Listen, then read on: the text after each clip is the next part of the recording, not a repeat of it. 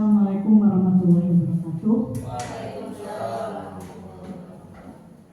Terima kasih atas kehadiran Bapak dan Ibu di acara komunitas belajar SDN Jati Pamor 1 yang bernama Kombel, yaitu Mbah Daud di Dirjen Maaf. Mudah-mudahan ilmu yang kita peroleh hari ini dapat bermanfaat dengan baik dan bisa diimplementasikan dalam KBM di kelas masing-masing. Barangkali ini termasuk mengelola manajemen kelas ya untuk judul pembelajaran ini. Selamat mengikuti, selamat belajar bersama, selamat berdiskusi nanti bersama-sama dengan seorang pemberi praktik baik untuk kita semua. Mudah-mudahan lancar. Mari kita bacakan dulu basmalah. Untuk selanjutnya, karena sebuah keharusan ya, menyanyikan lagu Indonesia Raya dulu. Silakan pada Miladis untuk membawakannya. Silakan untuk berdiri.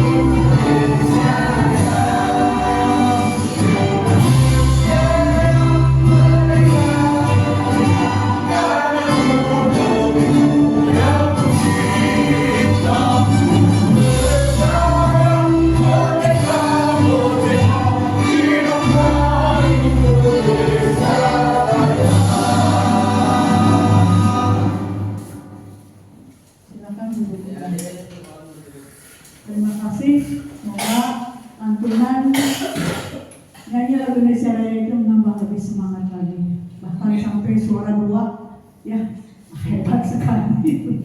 Silakan untuk selanjutnya Pak Topan Angki untuk membawakan kombel hari ini. Itu silakan. Terima kasih. Assalamualaikum warahmatullahi wabarakatuh. Terima kasih sudah ikut berpartisipasi dalam rencana proyek pembelajaran pusat pada peserta didik melalui kegiatan SEM Sport Education Model bersama Kombel Mbah Daud SDN Jati Pamor 1 Kecamatan Panyingkiran.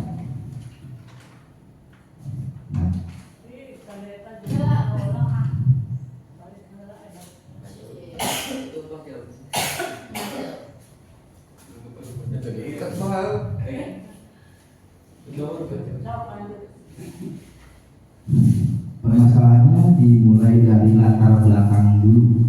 Dalam dunia pendidikan modern, paradigma pembelajaran telah bergeser dari pendekatan yang berpusat pada guru atau teacher center menuju pendekatan yang lebih berpusat pada peserta didik atau student center. Perubahan ini didasarkan dengan pemahaman bahwa peserta didik memiliki kebutuhan, minat, kemampuan, dan cara belajar yang unik, sehingga pendekatan pembelajaran yang harus dirancang untuk memberikan pembelajaran yang lebih bermakna dan relevan bagi setiap individu. Pembelajaran yang berpusat pada peserta didik menempatkan siswa sebagai subjek aktif dalam proses pembelajaran. Siswa bukan hanya penerima informasi, tetapi juga agen yang aktif dalam membangun pemahaman oleh eksplorasi, kolaborasi, dan refleksi.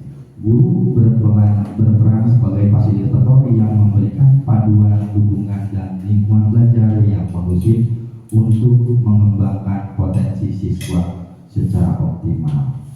Jadi permasalahannya yaitu bagaimana kita sebagai guru bisa menjadikan peserta didik itu lebih aktif, tidak pasif, tidak diberikan materi, dia bisa mencari sendiri. Karena paradigma dari seorang peserta didik itu sekarang sudah bukan gelas kosong, yang kita terus isi atau kita terus kasih materi. Dia sudah gelas, paradigma kita berubah, berarti siswa itu sebagai gelas yang sudah berisi, tergantung bagaimana kita akan memandu. Jadi guru di sini cuma sebagai fasilitator atau cuma membimbing atau memandu. Semuanya terserah kepada peserta didik. Tapi apabila kita hanya memberikan tugas atau memberikan instruksi saja, tidak sesuai dengan minat atau kemampuan siswa, sama saja dengan percuma. Lanjut. Memaknai pembelajaran yang berpusat pada peserta didik dalam era modern ini, kita dihadapkan pada tantangan yang semakin kompleks dalam menyediakan pendidikan yang bermakna dan menginspirasi. Dengan semakin sibuknya kehidupan kita, penting bagi siswa untuk menemukan cara yang efektif dalam memberikan pembelajaran PJOK, khususnya PJOK ya, yang berkelanjutan dan bermakna bagi peserta didik. Berbagai macam pengalaman belajar yang beragam akan memberikan pembelajaran yang bermakna dan kontekstual bagi peserta didik. Setuju atau tidak? Apabila pengalaman belajar yang beragam akan memberikan pembelajaran yang lebih bermakna dan kontekstual? Setuju. Setuju ya. Lanjut. Salah satu melalui pembelajaran dengan Sport Education Model atau disingkat SEM. Apa itu SEM? SEM adalah pendekatan pembelajaran dalam pendidikan jasmani yang bertujuan untuk memberikan pengalaman olahraga yang otentik dan mirip dengan dunia nyata kepada siswa. Model ini dirancang untuk meningkatkan partisipasi aktif, keterampilan sosial, dan pemahaman siswa tentang olahraga yang melibatkan mereka dalam berbagai peran dan bertanggung jawab dalam kegiatan keolahragaan. Kenapa Sport Education Model ini memberikan pengalaman yang otentik atau mirip dunia nyata? Karena setiap siswa diberikan kesempatan atau diberikan pilihan. Kalau misalkan dalam satu kelas kita akan membuat proyek SEM, guru tinggal memberikan instruksi dari kelompok ini. Coba kalian tunjuk atau kalian pilih mau sebagai apa. Dalam SEM itu pasti ada pelaku, yaitu atlet, ada manajer atau ofisial atau pelatih, ada supporter, ada juga PMI. Jadi peserta didik itu memilih perannya masing-masing sesuai kemampuan dan minatnya tanpa kita intervensi. Contoh intervensinya, hei kamu Riris, coba kamu sebagai atlet. Nah, tapi Riris kan tidak berkompeten sebagai atlet, dia berkompeten sebagai dirijen ataupun PMI. Kemampuan dia itu tidak boleh, karena kenapa? Karena intervensi dari guru itu akan mematahkan semangatnya lagi. Contoh lagi, misalkan Alia dia kemampuan atau minatnya sebagai atlet, tapi ditunjuk oleh guru dia sebagai supporter, otomatis dia akan kecewa. Karena apa? Karena dia punya bakat yang ingin dia implementasikan di SEM, tapi ditunjuknya sebagai supporter, seperti itu. Lanjut, manfaat program SEM untuk peserta didik meningkatkan motivasi siswa melalui pengalaman yang menyenangkan dan bermakna, memperkuat hubungan sosial melalui interaksi tim. Memperkuat hubungan sosial itu berarti dia berkolaborasi dengan timnya, bekerja kelompok. Contoh kalau misalkan untuk tim supporter atau yang hobinya gambar, dia bisa membuat poster. Satu kelompok itu membuat poster, yang lainnya bisa menjadi atlet. Kalau misalkan siswa dia mampunya sebagai pemimpin atau ketua kelas, dia bisa menjadi manajer atau pelatih. Mengembangkan keterampilan teknis dan taktis olahraga secara menyeluruh. Nah, ini masuknya ke atlet. Seperti tadi Alia, kalau Alia dia keterampilan dan teknis olahraganya bagus, otomatis dia akan memilih sebagai atlet, bukan sebagai PMI ataupun peran yang lainnya. Mendorong partisipasi semua siswa, termasuk mereka yang kurang percaya diri. Nah, yang kurang percaya diri ini diberikan motivasi oleh kita selaku gurunya, mengintegrasikan pembelajaran akademik dan olahraga seperti strategi, analisis, dan pengambilan keputusan. Ini otomatis untuk peserta didik yang mempunyai kemampuan leadership atau kepemimpinan. Sport education model memberikan pengalaman belajar yang mendalam dan holistik bagi peserta didik, tidak hanya mendukung pengembangan keterampilan olahraga, tetapi juga membangun karakter, kerjasama, kepemimpinan, bahkan sangat selaras dengan profil pelajar Pancasila. Selaras atau tidak dengan profil pelajar Pancasila? Selaras. Saya membantu siswa memahami nilai-nilai positif olahraga dan motivasi mereka untuk menerapkan pelajaran ini di kehidupan sehari-hari. Tujuan dari program SEM yang nanti kita akan insya Allah akan laksanakan di tahun depan, karena sudah direncanakan di RKS-nya, mungkin antara bulan April ataupun Mei insya Allah. Tujuan program SEM menciptakan pengalaman belajar olahraga yang otentik dan bermakna itu akan cepat hafal, susah lupa. Jadi kalau misalkan bermakna itu siswa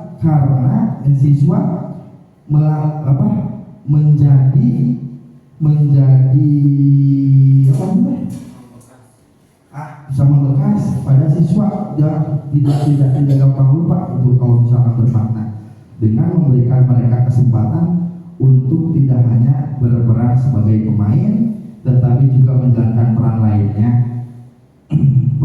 dalam konteks olahraga.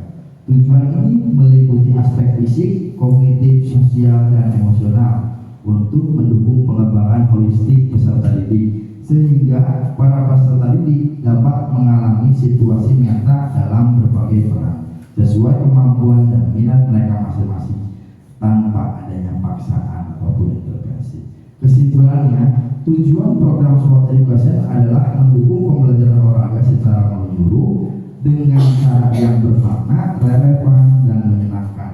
Program ini tidak hanya membantu siswa menguasai keterampilan fisik, tetapi juga mengembangkan karakter kepemimpinan dan rasa tanggung jawab yang penting untuk kehidupan mereka di dalam dan di luar olahraga. Nah, apakah sport education ini bisa diimplementasikan di mata pelajaran yang lain? Bisa, tapi education modelnya, bukan sportnya. Contoh misalkan guru PAI punya program nih, bisa sepertinya CCQ ya Bu ya, CCQ cerdas cermat Quran. Misalkan ibu cuma sebagai pemandunya saja atau menginstruksikan coba di tiap kelompok buat siapa yang menjadi siswanya, siapa yang menjadi gurunya, siapa yang menjadi jurinya. Jadi bisa kalau misalkan satu fase antara kelas 5 dan kelas 6 bisa, soalnya kita kan punya kelas yang gemuk ya Bu, jadi itu bisa diimplementasikan seperti sport education model sama. Jadi di rumah santai saja, tinggal anak-anak yang mengerjakan. Jadi pembelajaran itu berpusat pada peserta didik. Capaian program: peserta didik menguasai teknik-teknik dalam permainan olahraga serta memahami strategi pembelajaran. Jadi capaian untuk program saya ini, peserta didik dapat menguasai teknik dasar permainan olahraga serta memahami strategi taktis permainan, yang bisa sebagai atlet, bisa sebagai pelatih. Peserta didik belajar bekerja sama dalam tim untuk mencapai tujuan bersama, memperkuat komunikasi dan menyelesaikan konflik. Lanjut, dengan mengemban peran seperti kapten tim atau pelatih, peserta didik belajar memimpin, membuat keputusan dan mengambil tanggung jawab. Peserta didik memahami nilai-nilai sportivitas, kejujuran dan rasa hormat terhadap sesama. Saya memastikan bahwa setiap siswa tanpa memandang tingkat keterampilan memiliki kesempatan yang setara untuk berkontribusi. Nah, ini yang paling menonjol, tanpa memandang tingkat keterampilan memiliki kesempatan yang setara untuk berkontribusi. Jadi semua siswa bisa mendapatkan perannya masing-masing sesuai dengan tingkat keterampilannya. Contoh misalkan kalau Aega tidak berkompeten di bidang misalkan basket karena badannya besar, dia bisa sebagai pelatih. Bisa tidak sebagai pelatih? Bisa. Bisa tidak sebagai supporter? Bisa tidak sebagai PMP? Bisa. Seperti itu contohnya. Nah, keberhasilan dalam berbagai peran baik sebagai pemain maupun non pemain meningkatkan rasa percaya diri peserta didik. Peserta didik diajarkan untuk mengevaluasi kinerja individu maupun tim, meningkatkan kemampuan berpikir kritis dan pengambilan keputusan. Dan program ini mendorong siswa menjadikan olahraga sebagai penting dalam kehidupan mereka.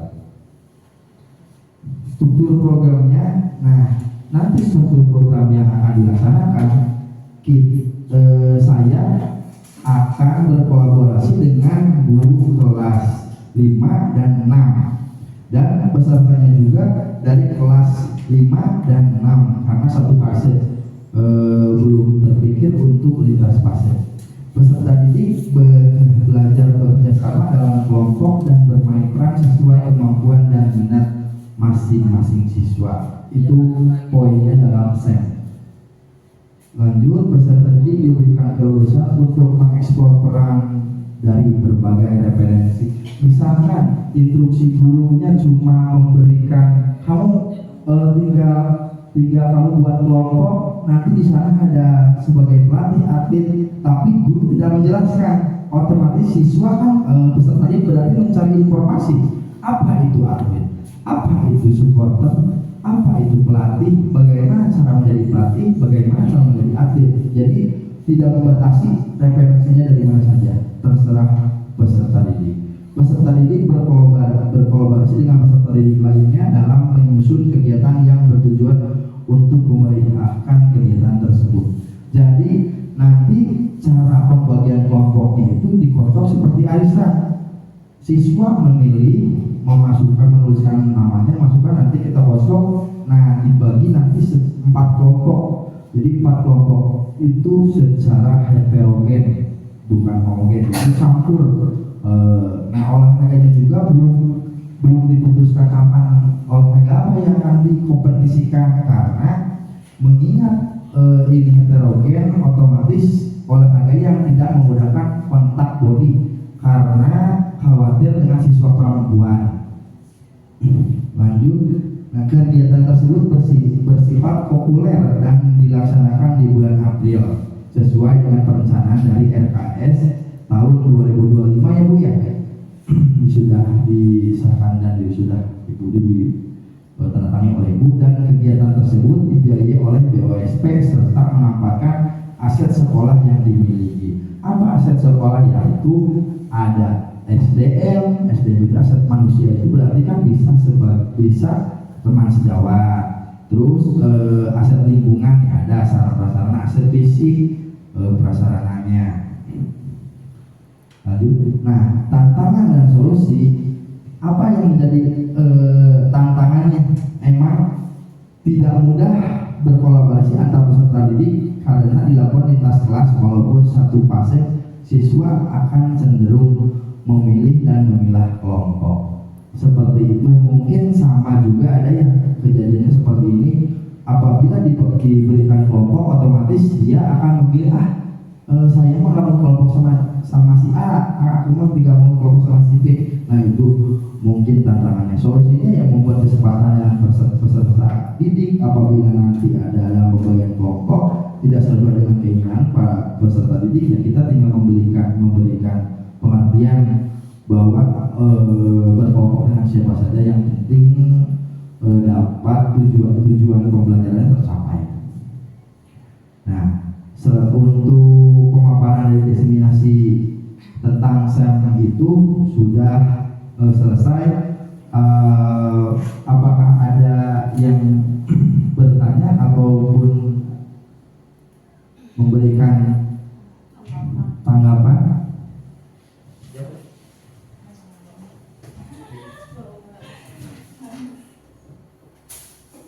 Tadi ada yang bermain peran ya. Bismillahirrahmanirrahim. Assalamualaikum warahmatullahi wabarakatuh. Menarik terus tadi ada yang bermain peran ya. Jadi bayangan yang saya bayangkan itu sama nggak dengan metode bermain peran?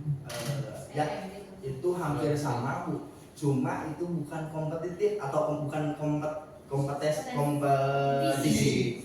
Nah, nanti kalau misalkan bermain peran mah dalam pembelajaran berarti ya. Nah, ini kan itu mah berarti kan masuk ke pembelajaran ini populer. Jadi misalkan ada jeda ataupun jeda semester dimanfaatkan bisa dengan seperti itu. Contoh, tadi kata saya juga kan bisa mengadakan ceceki.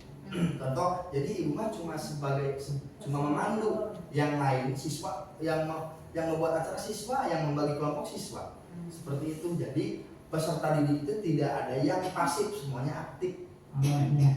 Terus juga jadi kebayang ya karena tadi terlihat bermain peran, pas terakhir ternyata ini dilakukan lintas kelas ya. Lintas kelas. Jadi kebayang pada mata pelajaran tarikh Islam kisah gitu teh. Ya. Kan itu ada yang sebagai peran misalnya kisah sahabat Nabi ya, atau kisah hijrah, ada yang sebagai nabinya, ada yang sebagai muhajirinnya, ada yang sebagai ansarnya, berarti itu bisa Bu, bisa dilombakan juga berarti kan itu seperti itu berarti seperti teater berarti ya punya. Iya. Teater. Jadi misalkan nih kelas A sama kelas B nanti jurinya juga itu mah dari otomatis dari kita dari gurunya. Biarkan dia bermain peran terus nanti dilombakan aja supaya siswa itu lebih antusias mengikuti gitu. Jadi tidak masalah kalau misalkan pembelajarannya sama atau pastinya sama, itu boleh asalkan kan di agama mah mungkin tidak ada yang hubungannya dengan berat badan atau tinggi badan, jadi tidak masalah. Kalau misalkan di olahraga itu kan sangat bermasalah kalau misalkan seperti itu, karena bisa nanti terjadi kontak body ataupun misalkan yang ini mah tenaganya keras, yang ini mah lemah. Jadi kenapa cuma kelas 5 dan kelas 6? Karena hampir sama dan satu fase. Kalau misalkan untuk PAI kayaknya yang penting itu pembelajaran itu sudah dilaksanakan, otomatis kalau misalkan kisah itu mah dari kelas 2, kelas 3 sampai kelas 6 juga berarti sudah dipelajari ya Bu ya? Nah, berarti itu bisa lintas kelas, tergantung bagaimana kreatif atau inovatif siswa dalam menyusun kegiatan tersebut. Seperti itu Bu. Jadi ini lebih ke kompetitifnya itu ya? Nah, kompetitifnya. Ya. Ada lagi? Terima kasih. Bismillahirrahmanirrahim. Assalamualaikum warahmatullahi wabarakatuh. Betul, setuju sama Umi tadi, menarik ya Umi ya, ini pendekatan yang baru kita simak ini. Ya, sepintas mungkin waktu kita zaman SMP mungkin pernah ya. SMP Sama nggak? SMP yang pernah per kelas. Ini Tapi bener nggak kayak gitu? hampir sama Hampir seperti itu, sama. tapi per kelas itu kan panitia dan yang lainnya dari guru atau guru ada guru belum sama. Ya. Nah ini juga karena di kita OSIS-nya tidak ada, ya kita memanfaatkan semua siswa seperti itu. Berarti mungkin sama kayak gitu ya, support Sama, class sama. misalnya. Nah, kalau misalnya diterapkan dalam pembelajaran lain, misalnya di pendidikan Pancasila atau IPAS yang IPS-nya bisa nggak? Bisa. Yang penting pembelajaran tersebut setingkatan tuh. Oh berarti kalau misalnya harus berarti melibatkan satu fase itu. Berarti kalau Kita contoh seperti ini kan tadi masalah guru PAI yang bisa lintas kelas itu berarti tentang apa Bu? bisa Bisa itu kan diajarkan dari kelas 4, 5, 6. Jadi itu kan berarti pembelajaran itu sudah tahu bagaimana cara pembelajarannya. Nah, itu bisa kalau misalkan lintas kelas dari kelas 4 ke kelas 5 tapi belum semua belum diajarkan semua, ya tetap bingung pasti si siswanya mau seperti apa gitu. Paling bisanya ya satu kelas, satu angkatan, satu fase, tingkat, satu tingkat, empatan sama 4B bisa. bisa. Tapi kalau misalkan seperti itu kan pesertanya juga sedikit. Iya. Kalau misalkan cuma satu kelas. Jadi kalau misalkan yang paling gampang sih ya seperti tadi kayak PAI, itu kan PAI bisa dijadikan CCKI ataupun teater. Bisa Seperti kelas itu. 3 kerjasama misalkan ada IPAS kegiatan ekonomi misalnya ada distributor, ada pembeli, ada penjual, misalkan satu fase 3 4 dilibatkan gitu. Berarti dia melibatkan Bisa. Kelas 3 konsumen. Yang terpenting apakah pembelajaran itu sudah diajarkan di kelas tersebut, seperti itu. Tapi kegiatan jual emas kayaknya udah tahu lah mereka ya, mulai dari kelas 1, 2, 3 kan itu mah kegiatan Kalau ya IPS sampai semester 2 ya Bu. kayak itu kan. Biasa kan tiap tahun kegiatan market day ya kita ya. di akhir tahun Satu pembelajaran. tingkat ya Bu ya. Mungkin nanti akhir tahun ini insya Allah ya Bu ya. Izin ya Bu ya. Bu Kepala. Izin nanti market day mungkin 2 kelas, 1 fase ya Bu ya. Kalau gitu. Oke. ada lagi? Yang kalah? Yang lihat?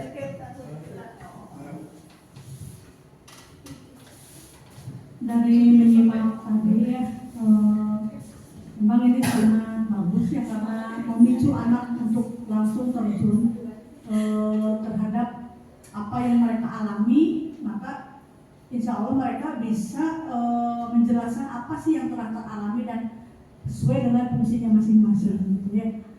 Terutama misalnya kalau di pendidikan agama ya tadi tentang bermain teater, tentang kisah Nabi.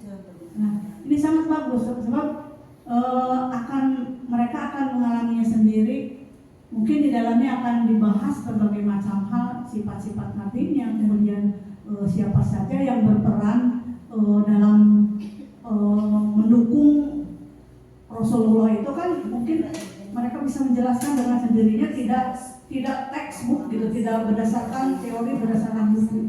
Ketika jadi memicu anak berpikir kritis, memicu anak untuk bisa memberi keputusan terhadap yang mereka alami gitu. Jadi nanti misalnya akan terjaring anak-anak yang punya kemampuan itu. Ini sangat-sangat relevan sekali dengan P5 gitu, dengan P3 ya, dengan profil pelajar Pancasila.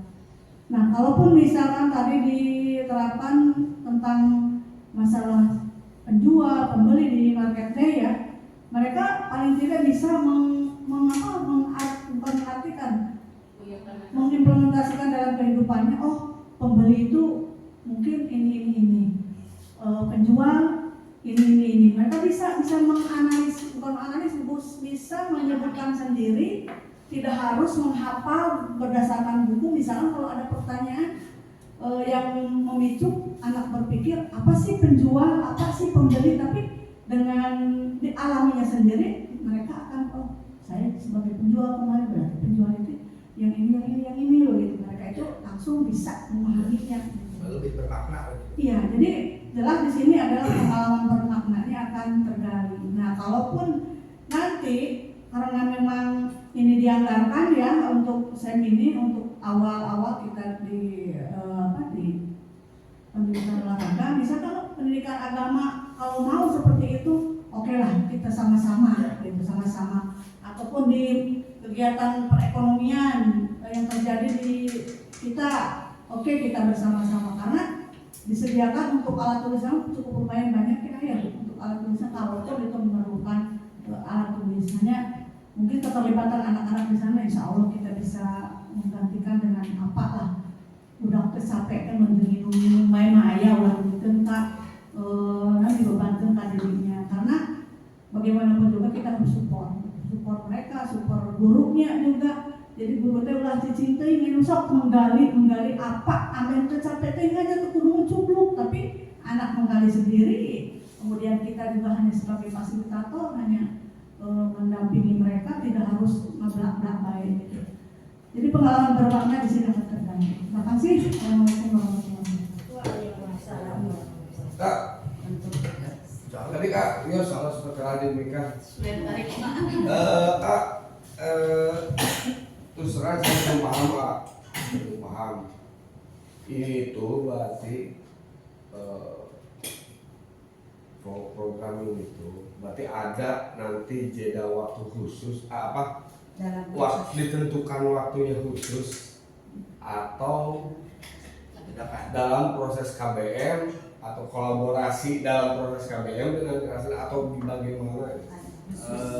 Pasti ada jadwal khusus dan ada juga kolaborasi dengan guru kelasnya, karena membutuhkan waktu juga kan. Kalau bagaimana kompetisinya sih ada yang 1 hari ataupun 2 hari, tapi insya Allah untuk peralatan untuk ATK, karton dan sebagainya itu udah tercover oleh dana bos.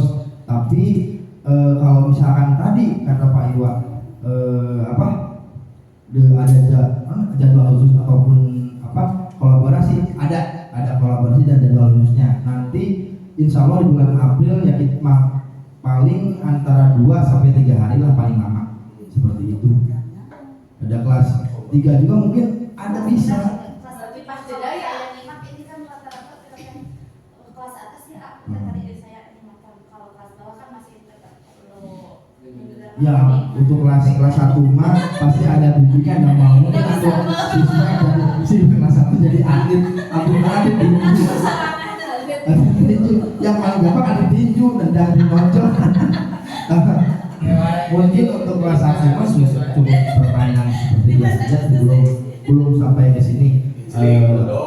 Untuk karena ini yang diambilnya kan kelas yang atas, kelas fase C, kelas 5 dan kelas 6. Mungkin seperti ini ya. Kelas 5 itu Ada lagi? Nah, kalau tidak ada, cukup sekian dan terima kasih. Tapi saya meminta umpan balik nanti dibagikan setelah penutupan ini, yang kumpulkan lagi kepada saya. Wabillahi taufiq wal hidayah. Wassalamualaikum warahmatullahi wabarakatuh.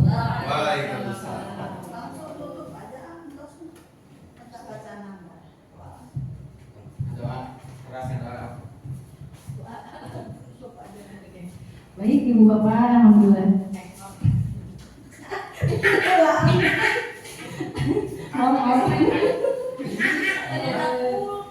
Sekian pemaparan dari narasumber. Materinya sangat menarik ya. Boleh berikan aplaus dulu untuk narasumber kita.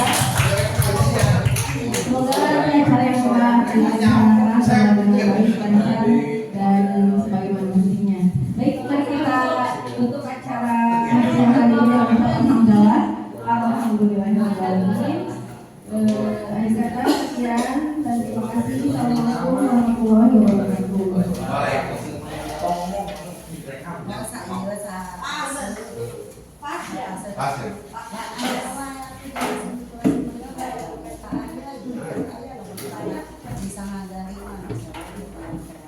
Bikin